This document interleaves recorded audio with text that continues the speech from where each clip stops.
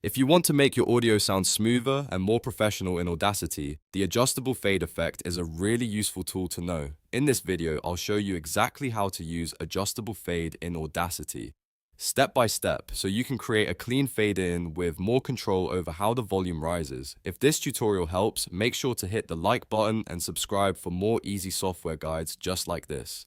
Let's jump in. First, open your audio file in Audacity and click and drag across the part of the audio you want to edit. This is important because the effect only applies to the selected section. If you want the audio to gradually come in from silence, make sure you highlight the beginning of the clip or the section where you want the fade to start. Once your audio is selected, go up to the top menu and click Effect. This opens Audacity's list of audio processing tools. From there, click Fading. Inside the Fading menu, choose Adjustable Fade. This is the option that gives you more flexibility than a basic fade because it lets you shape how the volume changes over time. After that, look for the fade type setting key. Click it and select Fade In.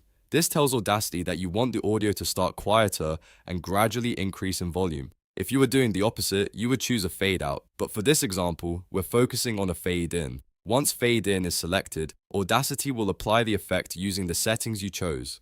At this point, you can preview the result and see how the audio rises more naturally instead of jumping in all at once.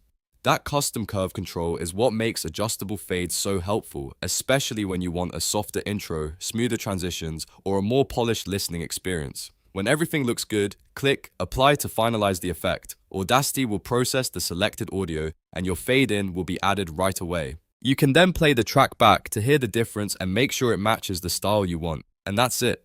You've now learned how to use adjustable fade in Audacity to create a custom fade in effect. It's a simple process, but it can make a big difference in how your audio sounds. If this video helped you out, don't forget to like, subscribe, and leave a comment if you want to see more Audacity tutorials. Thanks for watching, and I'll see you in the next one.